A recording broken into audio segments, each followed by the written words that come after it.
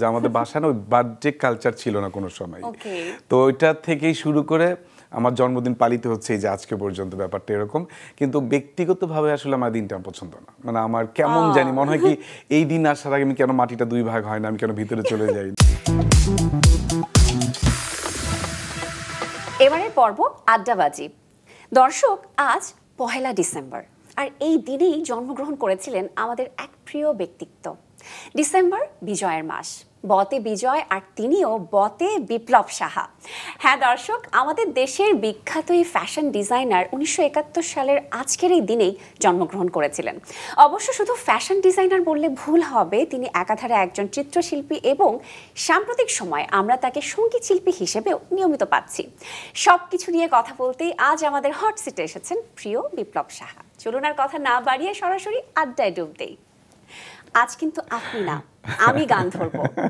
Happy birthday to you, happy birthday to you, happy birthday dear দাদা, happy birthday to you. বলুন কেমন আছেন? এরকম সেলিব্রেশন দেখলে তো কার না ভালো লাগবে। সত্যি আমি খুবই আনন্দিত, এবং বিশেষ করে পুরো মাছরাঙা পরিবারকে আসলে আমি ধন্যবাদ জানাতে চাই যে এমন একটা সুন্দর বিষয়ের মধ্য দিয়ে আমাকে এখানে এনে বসানোর জন্য। অনেক গল্প তো জমে আছে, তবে প্রথমে জানতে চাই আসলে আজকের দিনকে ঘিরে কি পরিকল্পনা, বা আমাদের সাথে দেখা হবার পরে কি পরিকল্পনা আছে জন্মদিন অনুষ্ঠানের? আমাদের যে ছোটবেলার কথা বলি, আমার বাসায় না জন্মদিনের কালচার ছিল না কোনো সময়। আচ্ছা, আমার জীবনের প্রথম জন্মদিন পালিত হয় চারুকলা ইনস্টিটিউটে। আমাদের বাসায় অনেক বড় হয়ে, হ্যাঁ অনেক বড় হয়ে, এবং ভর্তি হওয়ার পর 92-তে ভর্তি হই। বিপাশা হায়াত আমার ক্লাসমেট, ওর ছিল মার্চে আর আমার হচ্ছে ডিসেম্বর। মানে দেখা যাচ্ছে মানে ক্লাসমেটদের জন্মদিন যখন পালিত হচ্ছিল, তখন আমার যখন সিরিয়াল আসছে ডিসেম্বর মাস, তখন ওরা প্রথম উদযাপন করে চারুকলার পেছনের পন্ডে। আমার তখন অন্যরকম একটা অভিজ্ঞতা যে আমাদের বাসায় না ওই বার্থডে কালচার ছিল না কোনো সময়। তো ওইটা থেকেই শুরু করে আমার জন্মদিন পালিত হচ্ছে এই যে আজকে পর্যন্ত, ব্যাপারটা এরকম। কিন্তু ব্যক্তিগতভাবে আসলে আমার দিনটা পছন্দ না, মানে আমার কেমন জানি মনে হয় কি এই দিন আসার আগে আমি কেন মাটিটা দুই ভাগ হয় না, আমি কেন ভিতরে চলে যাই না। অনেকে খুবই আনন্দিত হয় বিষয়গুলোতে, কিন্তু আমি আমি অন্যদের জন্য আনন্দ করতে পছন্দ করি, কিন্তু আমার নিজের জন্য আসলে এই দিনটা আমার খুবই অস্বস্তিকর লাগে সত্য কথা। এবং যেমনটা আমি শুরুতেই বলছিলাম যে 1971 সালের সেই রক্ত মাখা দিনগুলোতে আপনার জন্ম, খুব সম্ভবত আগরতলায় যতটুকু আমি জানি। আপনার মায়ের সেই কষ্ট সংগ্রামের কথা নিশ্চয়ই পরবর্তীতে আপনি শুনেছেন। কতটুকু মনে আছে, কতটুকু মনে পড়ে, কেমন ছিল সেই সময়গুলো? আমার খুব মনে পড়ে। আমার মা আসলে অনেক কষ্ট করেছিলেন, এবং এই গ্রাম থেকে সেই গ্রাম, আমাদের গ্রামের বাড়ি তো বিটঘর, মানে ব্রাহ্মণবাড়িয়ার কাছে ছিল, এবং সেখান থেকে আবার জিনতপুর গেছেন আমার দাদুর বাড়িতে, ওখান থেকে গেছেন। মানে থাকে না যে আমরা যেটা মুভিতে দেখি, আসলে যখন মুভি দেখতে যাই না, তখন আমার মায়ের গল্পগুলো সব মনে পড়ে। এই যে নৌকায় যাওয়া বা এটা সেটা সব কিছু মনে হচ্ছে। আমি যখন এইসব সিনেমাগুলো রিলিজ পাই, তখন মনে হয় মার কাছে এগুলো শুনেছি। এবং ধীরে ধীরে পরে দেখা যাচ্ছে আগরতলায় গিয়ে আর কি, ওখানে আমার দিদিমার বাড়িতে গিয়ে তখন ওখানে আমি জন্মটা হয় আর কি। এবং যেমনটা আমি জানি যে আপনি তো একান্নবর্তী পরিবারে বেড়ে উঠেছেন, এবং সবচেয়ে ছোট আপনি পরিবারের মধ্যে। আপনার 2 ভাই 3 বোনের আসলে কতটা শাসনও পেয়েছেন আর কতটা আদরও পেয়েছেন আপনি? আচ্ছা, এই ক্ষেত্রে আমি একদমই ভিন্ন, কারণ আমাকে সবাই না ভয় পায়। হ্যাঁ, আমি শুধু ছোট কিন্তু আমাকে সবাই ভয় পায়। এটা কেন হয়েছে আমি জানি না। আমি অনেক ছোট তখন আমাকে সবাই ছোটদা ডাকতো, দাদা করে ডাকতো। আমার বড়রাই আমাকে দাদা করে ডাকতো, এরকম আদর করে আর কি।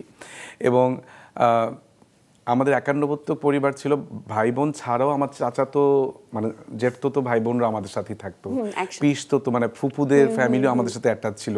তা আমি না অনেক বড় হয়ে জানতে পেরেছি যে আমাদের এর আপন ভাই না, কারণ আমার বাবা এমনভাবে টেক কেয়ার করতো সবাইকে। তখন আমরাই শহরে থাকতাম, তো সব গ্রামে থাকতেন। তো ওই সময়টা সবাই আমাদের কাছেই থাকতো, বাবার কাছেই থাকতেন আর কি। তো বড় হয়ে জেনেছি আসলে এরা আমার আপন ভাই আসলে আমরা 3 জন, আর বাকি যারা এর ফুফাতো ভাই, এমনভাবে আর কি আমরা বড় হয়েছি। কিন্তু শাসন আদর আমি একটু অন্যরকম ছিল। যেমন শাসনটা পেয়েছে আমার বড় 2 ভাই, তারা খুবই ডানপিটে ছিল। আর আমি যেহেতু ঘরকোনো ছিলাম, আমার ওই যে গান, টেলিভিশন বা ছবি আঁকার জগৎটা আমার, মানে ক্লাসের পরেই বাসায় যতক্ষণ থাকতাম, আর বাসায় টিউশন স্যার আসতেন আর কি। তখন তো লজিং মাস্টারও ছিল, এই সিস্টেমটা ছিল। তো সেই জন্য কি আমি অতটুকু ডান পিটে ছিলাম না। আমার খুবই আর্ট কালচারের সাথে আমি ছোটোবেলা থেকেই সম্পৃক্ত। আমার বাবা মার কখনো আমাকে নিয়ে কোনো পেইন হয় নাই। বড় ভাই বোন সবাই প্রচণ্ড আদর করেছে, কিন্তু ধীরে ধীরে দেখা যাচ্ছে আমি বড়দের মতো আচরণ করছি ওদের সাথে, এখন আমার বড় ভাই বোনদের সাথে আমি যেভাবে করি এরা সব মনে হয় আমি সবার বড়, এরা আমার ছোট। এবং যেমনটা আমরা ফেসবুকে দেখেছি যে গত এই তো 3 দিন আগেই পুরো বাড়ি আপনি লাইটিং করেছেন, এবং আপনার এবং আমাদের প্রিয় শম্পা সাহার 20তম অ্যানিভার্সারি গেল, এবং সেটা তো উইশ করতেই চাই, বিলেটেড হ্যাপি অ্যানিভার্সারি। তার মানে বিষয়টা এমন যে পুরো মাস জুড়ে বা এই সময়টা যে উৎসবের মধ্য দিয়ে আছেন আপনারা। আমার এই লাইটিং এর বিষয়টা আমি বলি, বিষয়টা হচ্ছে কি আমার বিয়ের সময় মানে 20 বছর আগে এই লাইটগুলো পাওয়া যেত না। আর যখনই কোনো বিয়ে বাড়িতে লাইটগুলো জ্বলে আমার মনে কি আমি যদি এই লাইটটা পেতাম ওই সময়। আমি আমার বাসর শেয়ার করেছি যেরকম ম্যারেজ অ্যানিভার্সারিতে একদিন আমি একবার লাইটিং করবো পুরো বিল্ডিং, কিন্তু যেই লাইটটা মানুষ দেখেছে আসলে আমার বাড়ি সাজানো না। এটা খুবই মজার একটা ঘটনা। আমি আমার চারুকলার ফ্রেন্ডরা ধানমন্ডিতে হেঁটে যাচ্ছিলাম, দেখছি একটা বাড়ি লাইটিং করা, তা আমি তখন একটু ক্লিপ রেখে দিয়েছিলাম ওখান থেকে মোবাইল দিয়ে ভিডিও করে, যে মানুষ বুঝবে আমার বাড়ি লাইটিং করেছে। কানি জাপা থেকে শুরু করে সবাই হ্যাঁ একা একা উৎসব করতেছে, আমাদের নেমন্তন্ন দাওয়াত দিলে না। এটা খুব মজা লাগছে। একজন তাও ইনবক্সে লিখছে, দাদা আপনার বাড়ি কি ধানমন্ডি 4-এ? আমি তো মানে আমি পুরাই বাসা খুব মজা পাচ্ছে ব্যাপারটা, ভাবতেছে আমার আত্মীয় স্বজনরা হ্যাঁ তুমি এত বড় ঢাকায় প্রোগ্রাম করতেছো আমাদেরকে বললা না, এরকম অবস্থা। এবং সবাই আসলে আমার মতোই যেমনটা ভেবে নিয়েছে বলছিলাম। আরেকটু জানতে চাই যে আমাদের প্রিয় বিপাশা হায়াত আপু এবং নাতাশা হায়াত আপু কি গিফট করেছেন? ও আসলে ওই যে বলছিলাম না যে আমার চুলটা পুরোটা কাটা হয়নি, কেন বিপাশা হায়াতের জন্য কাটা হয়নি, কারণ আমার হাতে যতক্ষণ সময় ছিল ওদিন ছিল জেসিএ এর একটা প্রোগ্রাম ছিল যেখানে আমি গেস্ট হিসেবে যাব, তো ওদের টাইম ছিল 3টায়। তো আমি এমনভাবে সেলুনে গিয়েছি যেন হেয়ার কাটটা করে আমি গোসল করে আমি চলে যাব, এর মধ্যে বিপাশা হায়াতে ফোন আসছে। তো ওর ফোন আসছে কি একটা ঘটনা, খুব মজার ঘটনা। ও লাস্টবার আসছিল পরে আমি একটা শাড়ি গিফট করেছিলাম, তো ও তো ওই বিপাশা হায়াত এখন এটা সবাই জানে আসলে।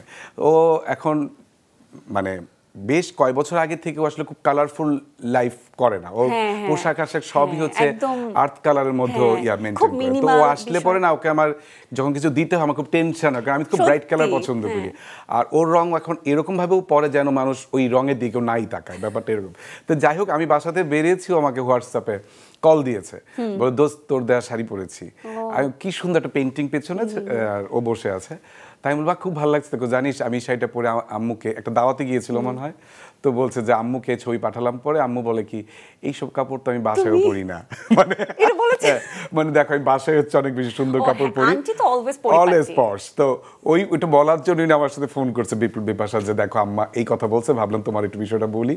ওই ফোনের সাথে অনেক গল্প, এই গল্প মোয়াপুর কথা জিজ্ঞেস করতেছে, সবার খোঁজ খবর নিতে নিতে আমার যে হেয়ার কাট করার যে সময়টা ছিল ওইটা আমি মনে ওখান থেকে 5 মিনিট পেয়েছিলাম। পরে ও ফোন রাখার পর আমি লোকটাকে বললাম একটু শর্টকাটে হেয়ারটা কাট করেন, তারপর কি চলে আসি। কত ঘটনা একদিনে ঘটতে থাকে। গিফটের কথাটা বলা হয়নি, যাই ওদিকে তো শেষ, তো কথা বলছি তুমি জানো আজকে কিন্তু আমার ম্যারেজ অ্যানিভার্সারি। আমি তো ফোন রেখে দিয়ে চলে গেছি, রাতে যখন সব প্রোগ্রাম ইভেন্ট টিম, আমার 4টা ইভেন্ট ছিল সেদিন, বাসায় ঢুকিয়ে দেখি কি এত বড় বড় ব্যাগ ফেলে রাখছে, কি ঘটনা। তো শম্পা বলতেছে দেখো বিপাশা আপু নাতাশা আপু এগুলো পাঠিয়েছে। নাতাশা আপুর পর বকা দিলাম, কি ঘটনা, বলে আপনি মানুষ গিফট পেলে খুশি আর আপনি আমার বকতেছেন। বলে কি আমি তো আপনার বিয়ের সময় ছিলাম না, লন্ডন ছিলাম তখন, তো মনে হলো আমি আপনার জন্য গিফট পাঠাই। আপনিও বলতেছে সবচেয়ে বড় কম্বলটা দিবা যেন ওরা 4 জন একসাথে ঘুমাতে পারে, এই নিয়ে ওরা রাত্রেবেলা বিপাশা আবার ফোন করলো, অনেক মজা করলো। এবং গল্পে গল্পে মনে হচ্ছিল যে একটা মজার বিষয় খেয়াল করেছেন, আমাদের বিনোদন সারাদিন যেটা লেখা আছে এটার কিন্তু শর্ট ফর্ম বিএস, এবং আপনার যে নামের পূর্ণ যে নাম সেটার শর্ট ফর্মও কিন্তু বিএস।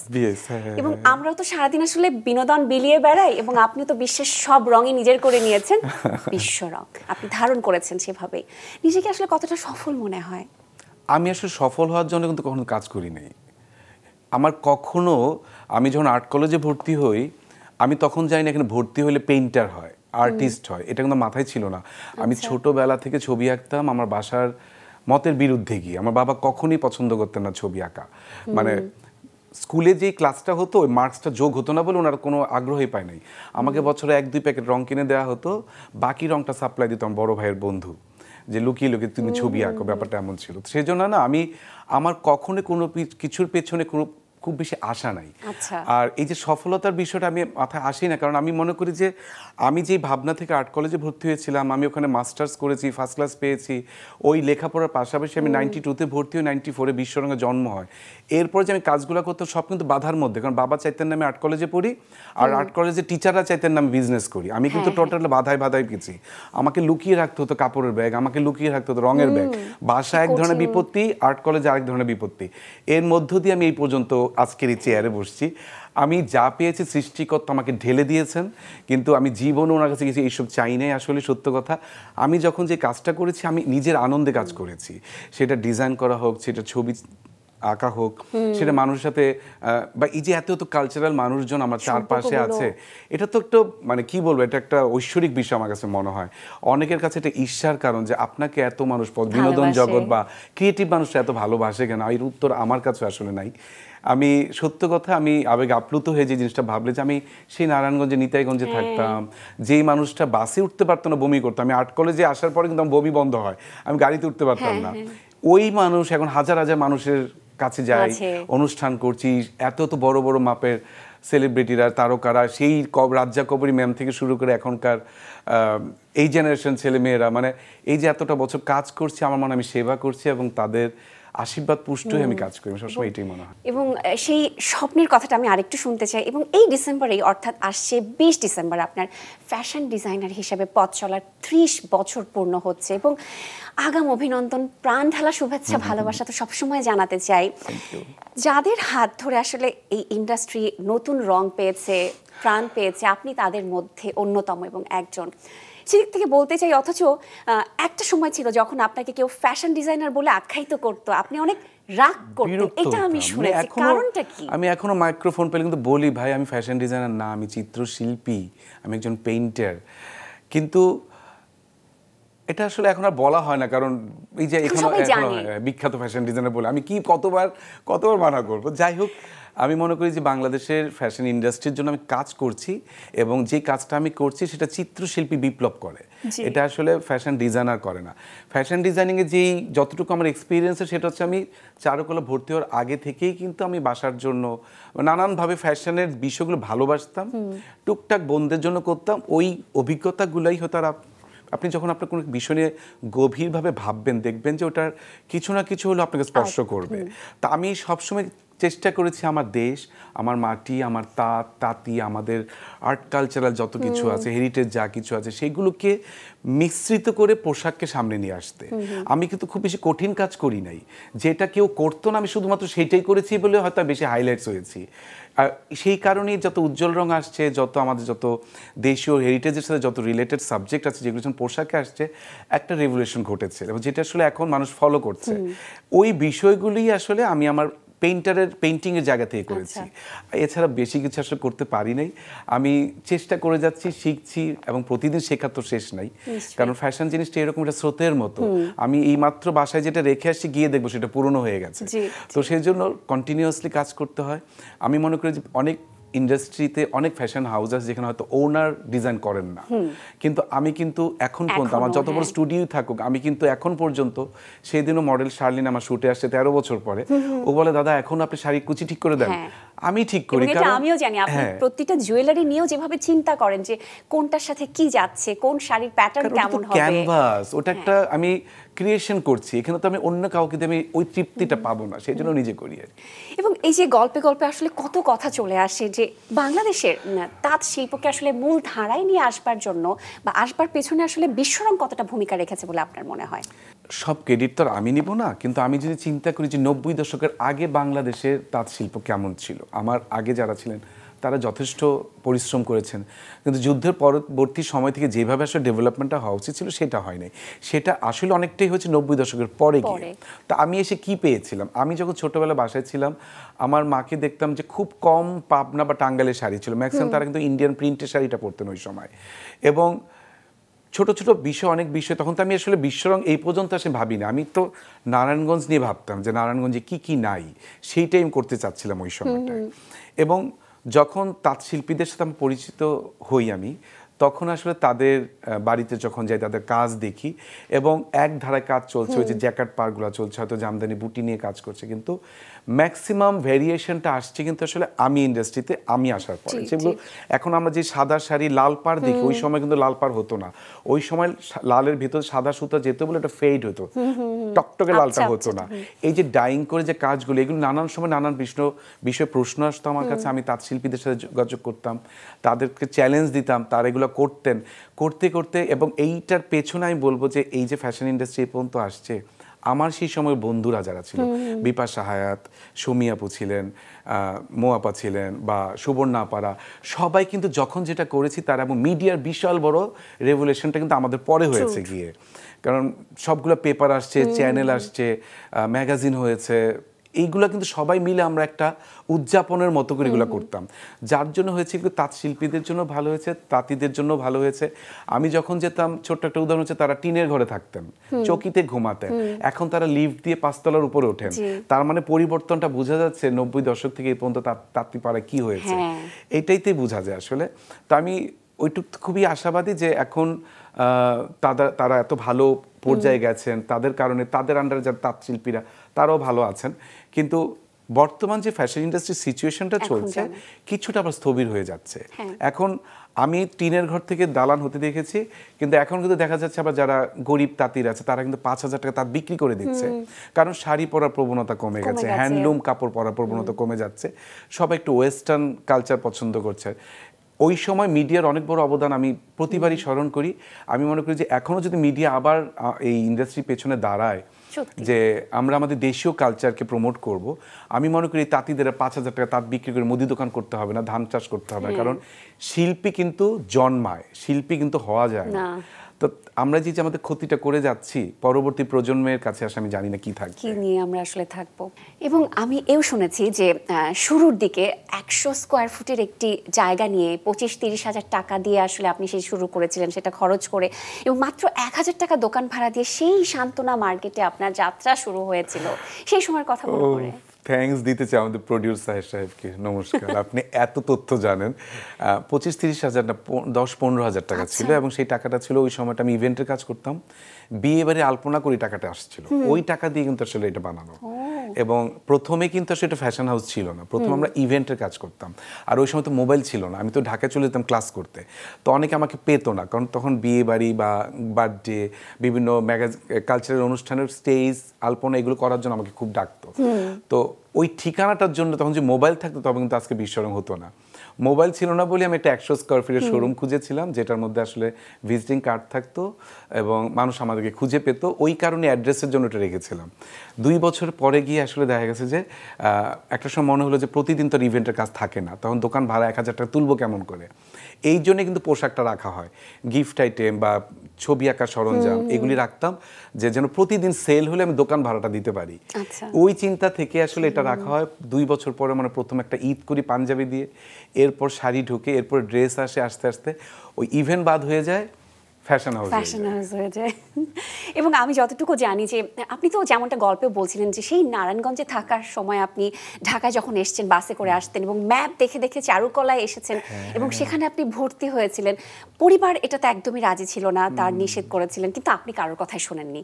আবার এও করেছেন আপনি যে পরিবারকে তুষ্ট করতে, তাদের মন রাখতে আপনি চারুকলায় পড়ার পাশাপাশি আবার নারায়ণগঞ্জে বিকম পড়েছিলেন। একটু শুনি আপনার মুখে। ওইটা আসলে আমি এসেছিলাম ওই সময়, ঢাকায় তো আসা হতো না। আমার বোনের ওই বছরই 91-এ বিয়ে হয়, ঢাকা ধানমন্ডিতে বাসা। তো আমার জামাইবাবু আসলে অসুস্থ ছিলেন হাসপাতালে, আমার বোন আমাকে নারায়ণগঞ্জ থেকে নিয়ে আসে হাসপাতালে ওনার সাথে সময় দেওয়ার জন্য। তো ওইটা করতে এসে আমার হঠাৎ মনে হলো যে আমি আর্ট কলেজটা কোথায়। তো ওর বাসায় বসেই একটা ইয়া ছিল, ম্যাপের মতো ছিল, দেখলাম যে আর্ট কলেজটা, আমি তো ঢাকা সব কিছুই চিনি না, তখন ও আমাকে বুঝাই দিল এইভাবে তুমি শাহবাগে যাও। পরে শাহবাগে আসি, এসে মনে হয় জাদুঘরের সামনে নামি, হাঁটতে হাঁটতে যাই, তো গিয়ে দেখি নোটিশ বোর্ড, ওখানে লেখা 2 দিন পরে অ্যাডমিশন টেস্ট আছে এখানে। কি করব বুঝতে পারছিলাম না, তখন ফর্ম নিয়ে নিই আর কি, ফর্ম নিয়ে নিই। পরে আবার বোনের বাসায় যাই, বোন তো বলে না, এটা তো বাবা কোনোভাবে রাজি হবে না। পরে বাসায় বলা হয়, ভাইটাই মানে কেউই, সে বিশেষ করে বাবা তো রাজিই না। বাবা জানে যে আমি বিকম পাস করব, এমকম পড়বো, আমি একটা চাকরি করব, এইভাবে জীবন যাচ্ছে, নারায়ণগঞ্জে একটা 9টা-5টা জব, এই চিন্তা ওনার, যে আমি কতক্ষণে পাস করে চাকরিতে ঢুকে যাব।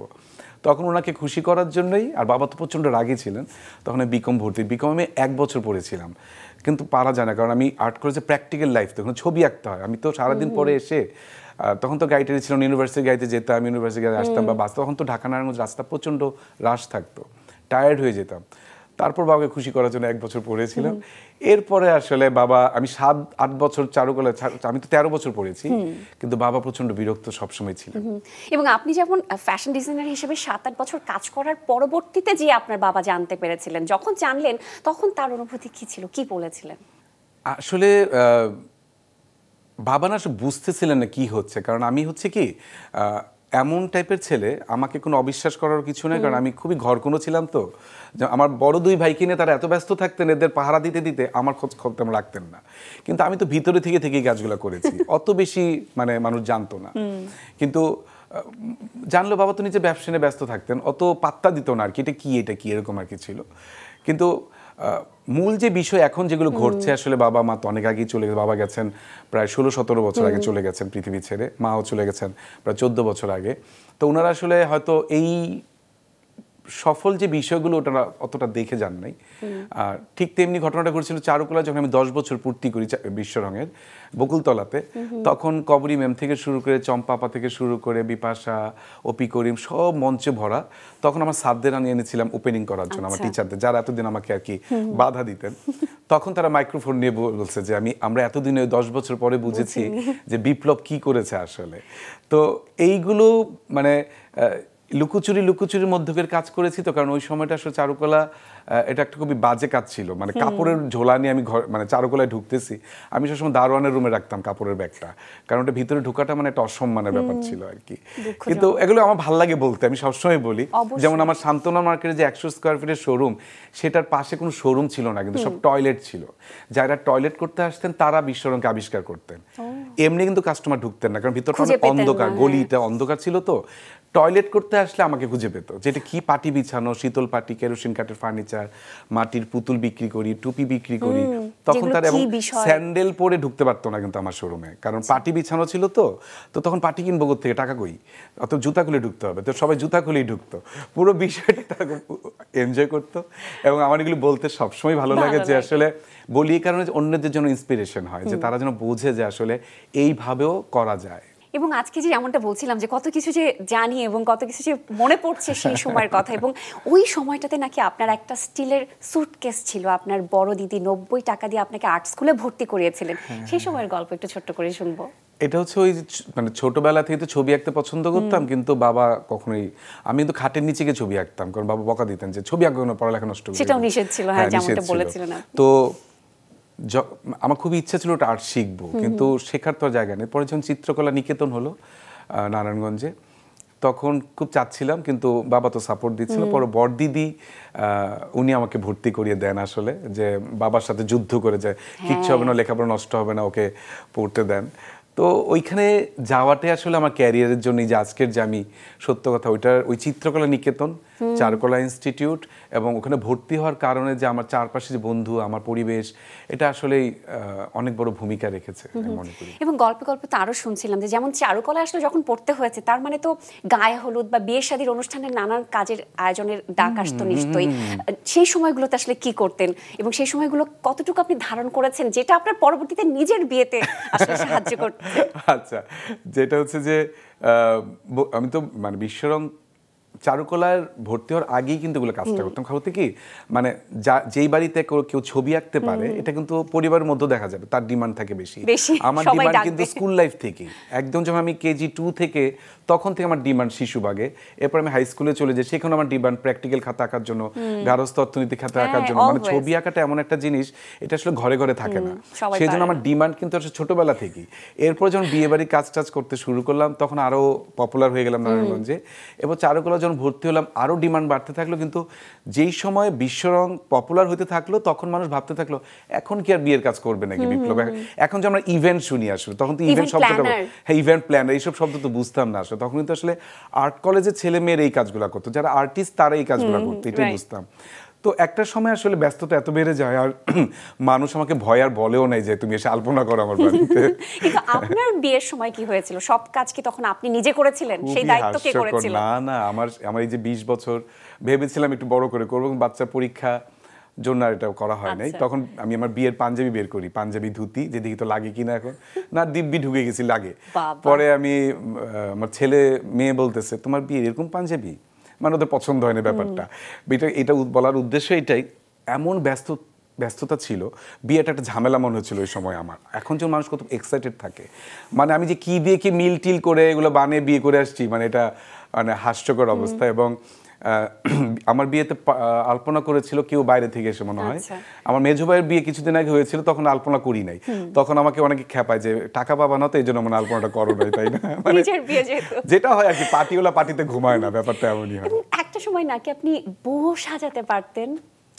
অনেক বউ সাজিয়েছি, এবং আপনার ধারণা নাই যে আমার সাজানো বেশি আমি সাজাতাম যখন কোণে দেখার বিষয়টা। ওই সময় আমার হাতে সাজের প্রচুর মেয়ে বিয়ে হতো। ছিল তাহলে আমি জানি না, আমি অনেক ঘটকালিও করেছি জীবনে। আমার বাবার ছিল হয়তো এই নেশাটা বা ওই রাশিটা আমার আছে, আমার হাতে প্রচুর ঘটকালি আছে। এবং আমি প্রচুর মেয়ে দেখানোর সময় যে সাজটা দেয় ওটা খুব সেন্সিটিভ, কিন্তু ওই সাজটা আমি দিতাম খুব। এবং আমার আত্মীয় স্বজন আশেপাশে আসতো, বিপ্লব একটু সাজাই দাও। আর বিয়ের সাজটা বেশ কিছু করেছি, এমন হয়েছে আমি বরযাত্রী গেছি, গিয়েও দেখা যায় ওই বাড়ির কনেকে সাজাই ফেলছি আমি। আমার এটার প্রতি আমার ওই যেগুলো এখন আমি মডেল সাজাই আর কি, সবাই মনে করে বিপ্লব এগুলি পারে, আমার কিন্তু প্র্যাকটিস আসলে ওই সময় থেকেই। ওগুলাই হয়তো আমাদের মডেলদের উপর আমি এখন এক্সপেরিমেন্ট করি আর কি, অ্যাপ্লাই করা হয়, সেটা তো আমরা সবাই জানি। এবং আপনার একটা কথা আমার সবসময় ভীষণ ভালো লাগে, এবং কথায় কথায় আজকেও সেটা আপনি বলছিলেন যে আপনার করা প্রতিটি পোশাক আপনার কাছে এক একটি ক্যানভাসের মতো সব সময়। এবং যদি একটু সেদিক থেকেই জানতে চাই যে তাহলে কি আসলে এভাবে বলতে পারি যে চিত্রশিল্পী বিপ্লব সাহার চাইতে ফ্যাশন ডিজাইনার বিপ্লব সাহা খানিকটা এগিয়ে গেল? না, আমি সেটা আমার কম্পেয়ার করার কিছু নেই, দুইটা আমার বাচ্চা, এটা আমি কম্পেয়ার করবো না। কিন্তু আমি যেটা বলতে চাই, আমি সবসময় আর্টিস্টদের বলি, পেইন্টারদের সাথে আমার যেহেতু খুব ভালো স্টুডেন্ট ছিলাম, আমার ফার্স্ট ক্লাস, আমার ইয়ারে 2জন না 3জন ফার্স্ট ক্লাস, তার মধ্যে আমি একজন। এবং আমার টিচারদের, আমাদের যত শিশির ভট্টাচার্য স্যার, আমাদের ফরিদা ম্যাডাম, জামাল আহমেদ স্যার, সবার কিন্তু স্নেহের আমি। কিন্তু আমি সবসময় বলতে চাই একটা কথাই, এখন পর্যন্ত মানুষের কিছু ধারণা আছে পেইন্টার মানে ক্যানভাস, বিষয়টা আসলে ভুল। আমার ক্যানভাস এখন সারা দেশ, সারা পৃথিবী, একটা সমাজকে সুন্দর করা আমার দায়িত্ব। একজন শিল্পীর কাজ শুধু সারা বছর বসে ঘরে ছবি আঁকবো আর পরে গ্যালারি থেকে পেইন্টিং করলাম, বিক্রি হয়ে গেল, খুশি হয়ে ব্যাংকে টাকা রেখে দিলাম, আমি কখনোই এটা মানতে রাজি না আমার জায়গাতে, এটা আমার যুক্তি। একজন চিত্রশিল্পীর বা একজন শিল্পীর আসলে দায়ভার অনেকখানি। আমি যে মেট্রো রেল দিয়ে যাব, ওই স্টেশনটা আমার কাছে একটা ক্যানভাস হতে পারে। আমি যে পাড়ায় বসবাস করি, সেখানকার যেখানে চিকা মারে ওই ওয়ালটা আমার জন্য ক্যানভাস, সেই রাস্তাটা আমার জন্য ক্যানভাস। একটা মানুষ যে সাধারণ লঞ্চের থেকে নেমে আমার সাথে দেখা করতে আসে, বিপ্লব সার কাছে যাও, তুমি ওখানে গেলে সেলিব্রিটি হয়ে যাবা, আপনাদের চ্যানেলই তো অনেক এসে বসে আমি দেখি। তো কথাটা হচ্ছে তার জীবনটা তো বদলেছি কোনো না কোনো ভাবে, হয়তো আমার হাতের ছোঁয়ায়, আমার রাশির অবদান আমি বলবো না, রাশি মিলতে হয় কিন্তু। তা আমার চেষ্টাটা তো ছিল, আমি তো জানি। সেদিনও যেন অপি বলছিল কোন এক ডিজাইনার কাছে গেছে, সে তাকে সাজিয়েছে। তো অপি বলছিল বিপ্লব দাদা এই সাজ তো আমার না, আমার তো এত কিছু লাগে না আসলে। তো এই যেটা বোঝার ব্যাপারটা, স্কিন তাকে কতটুকু শুট করবে, এটা কিন্তু একজন চিত্রশিল্পীই করে। আমি যখন সেট বানাচ্ছি, আর্ট ডিরেকশন, এটা আমার চিত্রশিল্পী করছেন। ডিজাইন কালার কম্বিনেশনটা করছে, আমি নেচার থেকে তো নিচ্ছি। তো পেইন্টিং যখন করছে কেউ, বা কোন রঙের পাশে কোন রং ভালো লাগবে সে ক্যানভাসে দেখছে, তা আমি তো দেখছি কোথায় আমার জায়গা, আমার আউটলেট যে ইন্টেরিয়র করা আছে সেটা কিন্তু চিত্রশিল্পী করছে। অতএব আমি মনে করি যে আমি ওই চিত্রশিল্পীর চাইতে এই চিত্রশিল্পী বলবো সে অনেক বেশি সফল, অনেক চিত্রশিল্পীর চাইতে আমি বলবো। উদাহরণ একটু বলি, যখন আমি চিত্রশিল্পীদের মেলায় যাই কোনো এক্সিবিশনে, অনেক ফেমাস চিত্রশিল্পী এসে বলে আমাকে সেলিব্রিটি বানায় দাও। এবং সেই এক্সিবিশনের কথা আমি একটু বলতে চাই, খুব সম্ভবত 2002 সালে একবার এক্সিবিশন হয়েছিল যদি আমি ভুল না করি। সামনে কি এরকম কোনো পরিকল্পনা নেই আর কিছু করার? পরিকল্পনা আছে, বাসায় প্রচুর ক্যানভাসও আছে, কালার আছে, ইজেল সবই আছে। আসলে মস্তিষ্কটা শান্ত হয় না, ছবি আঁকার জন্য যেই শান্ত মাথাটা দরকার আসলে সেটা আমি পাই না। কারণ আমি তো শুধু ডিজাইন করি না, আমি একজন বিজনেসম্যান, আমার আন্ডারে শত শত মানুষ কাজ করে, প্রত্যক্ষ পরোক্ষভাবে কত মানুষ আমার আন্ডারে কাজ করে আমি নিজেও জানি না। আপনি কাজ করেন, আপনার আন্ডারে 5 জন কাজ করে, তার আন্ডারে আরো 500 জন কাজ করে, ওই 500 জন কিন্তু আমি চিনি না। তো সেজন্য দায়িত্বটা অনেক বেশি। তো আমার এখনো ইচ্ছা আছে, আমি চাই, আমি ওদিনও বলছি আমার নারায়ণগঞ্জের স্টুডিওটাকে আমি বলছি যে ওখানে ক্যানভাসগুলি নিয়ে যাব, যেহেতু নারায়ণগঞ্জে আমি থাকি। আসলে ইচ্ছা আছে, নিশ্চয়ই তিনি চাইলেন, তার ইচ্ছায় সব চলছে কিন্তু আসলে সময় মিলতে হবে। তিনি যদি চান, সৃষ্টিকর্তা আমার সমস্ত কিছু তিনি কন্ট্রোল করেন, আমি আবার বসে যাব নিশ্চয়ই। এবং আপনার শিক্ষক বিখ্যাত চিত্রশিল্পী জামাল আহমেদ স্যার একবার আপনাকে একটা কথা বলেছিলেন, সেই কথাটা আপনার মুখে শুনবো। উনি সবসময় বলেন আসলে স্যার মানে আমি চারুকলা ভর্তি হয়ে যদি প্রথম যার কাজ আমার খুব ভালো লেগেছে জামাল স্যার, এবং উনি খুবই বন্ধুসুলভ আচরণ করেন সবসময়। এখনও আমি 35 বছর হয়ে গেছে চারুকলাতে মানে আমরা পড়ালেখা করেছি, কিন্তু স্যার এখনও ওইরকমই আছেন। এবং স্যার সবসময় আমার দেখলে যেন মিয়া তোমার হাতে রস আছে তুমি কেন মিয়া কয় টাকা কামাই করো কাপড় বিক্রি কইরা, তুমি ছবি একটা লাখ লাখ টাকা তোমার থাকতো। তো এটা স্যার বলেন ওই জায়গা ওই আক্ষেপ থেকে বলেন, বা আনিস ভাই বলেন, বা এখন যারা টিচার হয়েছে তখন তো তারা আমার সিনিয়র ভাই ছিলেন, বা শিশির স্যার, ফরিদা ম্যাডাম, মানে এনারা আমাকে নিয়ে চিত্রশিল্পীর ওই জায়গাটা কিন্তু তারা এখন আমাকে নিয়ে খুব প্রাউড ফিল করেন। সেদিন আমি শান্তা মারিয়াম ইউনিভার্সিটিতে ওদের একটা ইভেন্টে গিয়েছিলাম গেস্ট হয়ে, তখন শিশির স্যার ছিলেন, মুস্তাফিজ স্যার ছিলেন, আমাদের আজিজ স্যার ছিলেন, আমার বাংলা যে স্যারকে আমরা বাঘের মতো ভয় পাই আর কি, সবাই ওখানে দেখা হয়েছে। এবং আমার খুব ভালো লাগছিল স্যাররা যখন নিজেরা বলছিলেন যে আমরা খুবই প্রাউড ফিল করি যখন আমাদের ছাত্ররা আমাদেরকে ছাড়িয়ে যায়। তো এটা আমি মনে করি যে আমি, এবং যেই স্যারদের ভয়ে আমি কাপড়ের ব্যাগ নিয়ে যেতাম না চারুকলায়, সেই স্যাররা একই শাড়িতে বসে আমি ফ্যাশন শো দেখছিলাম ওই অনুষ্ঠানে। তা এটা তো আমার জন্য সবচেয়ে বড় অ্যাচিভমেন্ট যে তারাই এখন আমাকে গেস্ট করে নিয়ে আসতেছেন, তাদের পাশে বসে আমি ফ্যাশন শো দেখছি, ওদেরকে আমি ইন্সপিরেশন দিচ্ছি। তো এটা তো অনেক বড় সাকসেস আমার জন্য। নিশ্চয়ই। এবং একটু যদি এই কাজ থেকে আপনার চিত্রশিল্পী পরিচয় থেকে গানের প্রসঙ্গে চলে আসি, সেটাও আসলে আমাদের ভালো লাগার ভালোবাসার জায়গা। আপনি যাই করেন আমরা আসলে মুগ্ধ হই আপনার সৃষ্টিকর্মে। এবং একটা সময় আসলে আপনাদের বাসায় ছোটবেলায় ক্যাসেট ছিল না, টিভি ছিল না সে সময়, তারপরেও এই যে গানের প্রতি আপনার ভালোবাসাটা সেটা কি করে হলো সেটা জানতে চাই। কেননা এই যে বিগত কয়েক বছর ধরে আপনি গানের সাথে নিয়মিতভাবেই যুক্ত আছেন এবং অনেকের সঙ্গে আপনি গান করেছেন, আবিদা সুলতানা, কনক চাপা থেকে শুরু করে কনা, কোনাল, সবার সঙ্গে তো গান করেছেন। আজকে কিন্তু একটু রিকোয়েস্ট আছে, খালি গলায় একটা গান শুনতে চাই। গান গাইতে হবে না, আসলে কি বললাম তো, আমার যে দুইটা বন্ধু থাকে, আমি কোনো বন্ধুর সাথে আড্ডা দিতাম না পাড়ায়, ওই টাইপই না, আমি ঘরেই থাকতাম। তো ওই গান আর ছবি আঁকা ছিল আমার দুইটা বন্ধু। আসলে যেহেতু বাসায় টেলিভিশন ছিল না, ক্যাসেট প্লেয়ার ছিল না, আমি না মানুষের সাথে বন্ধুত্ব করতাম আশেপাশের বাসায় যাদের ক্যাসেট প্লেয়ার থাকতো, টেলিভিশন দেখতাম অন্যের ঘরে গিয়ে। হ্যাঁ, বাবা এগুলো পছন্দ করতেন না বলে। এবং একটা সময় একটু বড় হতে থাকলাম, তখন কি আমি যখন রেকর্ডিংয়ের দোকানগুলো আছে D8 মার্কেট নারায়ণগঞ্জে, ওই মার্কেটে ইলেকট্রনিক্স মানে উর্মি ইলেকট্রনিক্স, গীতিমালঞ্চ, গীতবিতান, এই দোকানগুলোতে আমার ফ্রেন্ডশিপ ছিল। টিচার যখনই পড়ায় যেতাম টুস করে গানের দোকানে গিয়ে বসে ওদের সাথে দোকানদারি করতাম, এবং আমার স্বপ্ন ছিল কোনো একদিন আমার একটা গানের দোকান হবে। হ্যাঁ, এরকম খুবই মজা হতো যখন ওনারা, তখন তো গানের খাতা দেখে দেখে লিস্ট করতে হতো, তখন বলতো বিপ্লব একটু বলতো না যে এই গানটা সুর, তখন তো মান্না দে, হেমন্ত, শচীন দেব বর্মন বা এরকম বলতো বিপ্লব একটু গেয়ে দাও তো কোন গানটা। অনেক সময় কাস্টমার বুঝতো না এই গানের সুর কি, তা আমি আবার গেয়ে দিতাম, তারা আবার হ্যাঁ এই গানটা দেন, এই গানটা দেন। তো ওই জিনিসগুলো পরে যখন ক্যাসেট প্লেয়ার, আমার বড় ভাই, আমি তখন HSC পড়ি, তখন আমার বাসা আমাদের টেলিভিশন আসে, ক্যাসেট প্লেয়ার আসতো বন্ধুর বাসা থেকে নিয়ে আসতো কোনো একটা উৎসবে আমাদের বাসায়, 1 মাস থাকতো আবার নিয়ে চলে যেত। তো ওই মানুষটার এই যে ভেতরে গান, মানে চ্যানেলের একটা অনুষ্ঠান দেখেছে হয়তো, রুনা পাকে নিয়ে স্বপন ভাই করেছিলেন, ওইটা কিন্তু আমার কনসেপ্টে করা ছিল যে রুনা পা কিন্তু মানে আমাদের রুনা লাইলা ম্যাডামের কথা বলছি, দিদিমণি তো আসলে আমি দিদিমণি ডাকি ওনাকে সবসময়, অনেক মজার সম্পর্ক ওনার সাথে আমার। তো ওই বছর আমি ঐতিহ্যে বাংলা সিনেমা নিয়ে কাজ করছিলাম, যেগুলো পোস্টার থেকে যে শাড়ি ড্রেস হয়। তো তখন স্বপন ভাইয়ের চলতেছিল খুদে গান রাজ। স্বপন ভাইকে আইডিয়া আমি দিয়েছিলাম, যেমন ভাই রুনা ম্যাডামের কিন্তু প্রচুর বাচ্চাদের গাওয়া গান আছে, যেগুলো ছোটবেলা বাচ্চারা যেগুলো, তখন তো সাবিনা ম্যাডাম, রুনা ম্যাডামরা ভয়েস দিতেন। তাই নাকি? আমি হ্যাঁ হ্যাঁ, তাহলে ঠিক আছে, এটাতে একটা এপিসোড করি। ওই এপিসোডে আমি রুনাপার সাথে আমি গানও গেয়েছিলাম একটা, তো খুবই মজার একটা এপিসোড ছিল, মানে পাগলামির এগুলো আর কি। তো পরবর্তীতে যখন গান, তো একটা যে কেমন লাগে রেকর্ডিং, আমার কণ্ঠটা কেমন লাগবে, এটা খুব ইচ্ছা ছিল যে ভয়েস দিলে কেমন হয়। তখন আমি আমাদের দিনাত জাহান মুন্নি আপুকে বলেছিলাম যে তোমরা তো যখন দেশের বাইরে যাও তখন কিভাবে গান করো, এগুলো আসলে অনেক বড় বড় বর্ণনা। বলে যে আমরা তো নিয়ে যাই, মিউজিক ট্র্যাক নিয়ে যাই। আমি ট্র্যাকটা কীরকম? এরকম। আমি কী ট্র্যাক আছে? বলে এই ট্র্যাক আছে। তো প্রথম গানের ভয়েস দেই, বকুল ভাই স্টুডিওর ভাড়া করেছিলেন কোনো একটা রেকর্ডিংয়ের জন্য, মানে মুন্নি ভাবি, ওইখানে আমি চিরদিনই তুমি যে আমার গাই, মুন্নি ভাবি আর আমি মিলে গাই আর কি।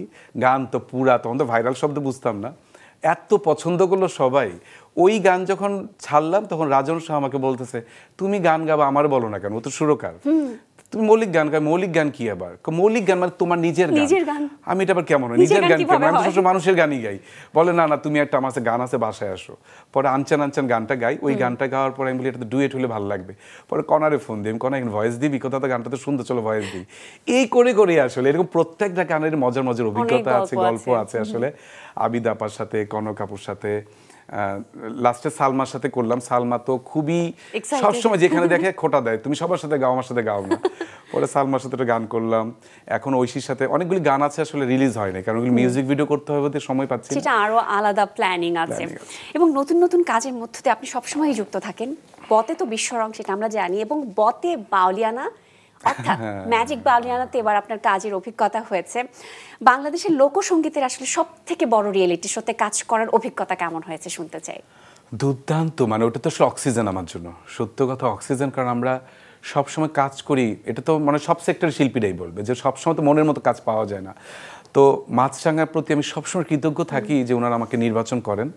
এবং বাউলিয়ানা বলতে গেলে আমার হাত দিয়ে শুরু হয়েছিল প্রথমবার, এবং তখন জুয়েল ভাই ছিলেন, বেঁচে ছিলেন, শ্রদ্ধেয় জুয়েল ভাই নেই, খুব মিস করি ওনাকে।